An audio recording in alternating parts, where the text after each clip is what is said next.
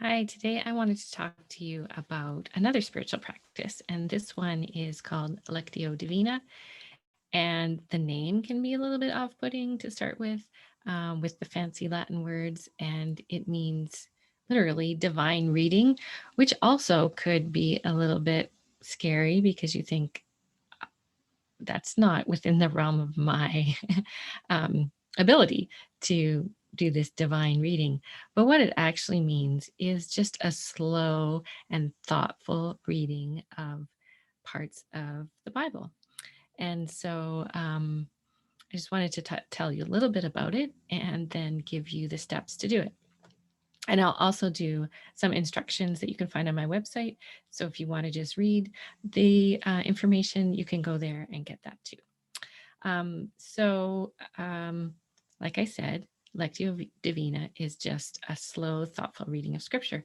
It combines reading and meditation together in one exercise. And it is reading for transformation rather than information. So we're not collecting arguments for anything. We're not looking up the meanings in the original language or anything like that. We are just allowing the text to speak for itself to our personal life where we are today. And so it's sort of it's a little bit frightening sometimes to start this because you feel like, oh, maybe God is going to tell me something as I meditate that is wrong or weird, or but again, we use the technique of comparing it to the rest of Scripture before we believe that's what the truth of it. And as we come more attuned to who God is and what He's saying and how He speaks, then we'll trust the process more. But there's no need to be afraid of what the words in Scripture are going to tell us. So this is a practice of slowing down. And if you're anything like me, sometimes reading Scripture becomes just an exercise in getting it done and checking that little box off our to-do list. And this is a way to make it deeper and more meaningful, is if we slow down and take only a few verses rather than trying to read a couple chapters every day. And not to say that that other kind of reading isn't valuable as well, because you get a bigger picture of the stories of Scripture. But this is also a wonderful way to sort of soak in certain verses. And I like to think of it as, so my typical way of doing it, reading a couple chapters, checking off the box, that's kind of like fast food eating. And you scarf it back and it's not very nutritional, but it keeps you alive. Whereas Lectio Divina is like sitting down for a long, leisurely, and nourishing meal. And so I think that's a helpful image to think of as we try this practice. And so we're not trying to be analytical, but we're trying to be present with how God would speak to me personally today through this passage of Scripture. And there's an analogy by Baron von Hugel.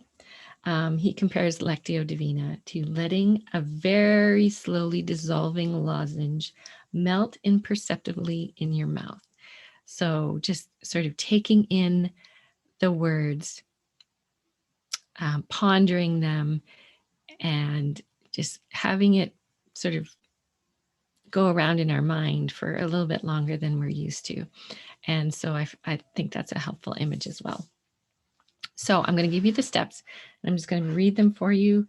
And then I would encourage you to try this. And so first of all, we start by praying and ask God to reveal His truth to us and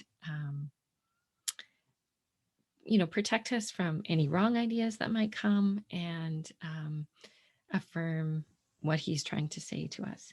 And settle in your chair. Like in my previous video, I talked about grounding practices. So try some of those just to get attuned to God's presence with you. And sometimes it's helpful to light a candle just to remind yourself that He's with us, He's present, and that little flicker of the flame can just be a reminder of that. And then, ask God to speak through the words. So you take a passage of scripture. It could be one verse, it could be a selection of 3 or 4 verses, and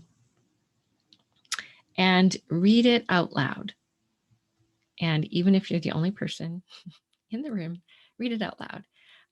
And it is helpful to have someone read scripture over you. It feels a bit different, but if you don't have that option, so read it slowly out loud, and then take a few moments to ponder it and just sort of get a general sense of what the words are saying.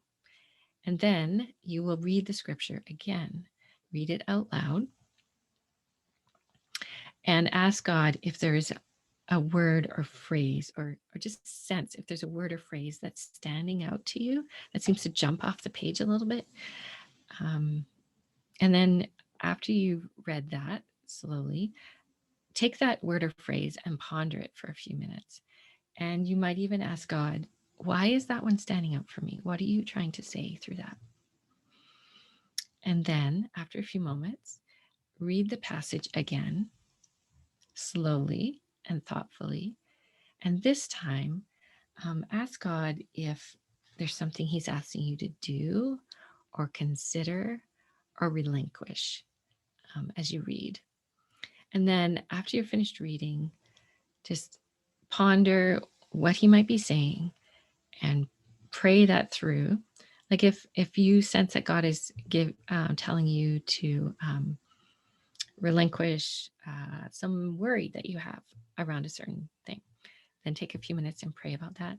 And then I find it always helpful to journal about the things that have come up, the phrases that have stuck out, the ponderings that you've done, and just record that in a journal. And then you can always go back to it later. And so that is basically all that there is to it. And I find it a very deepening practice. And it's not, it doesn't take a lot of time, but it takes you being intentionally present with the words that you're reading. And that's where it's very transformational, because we tend not to be, right? We just tend to skip over it. So I encourage you to try this practice.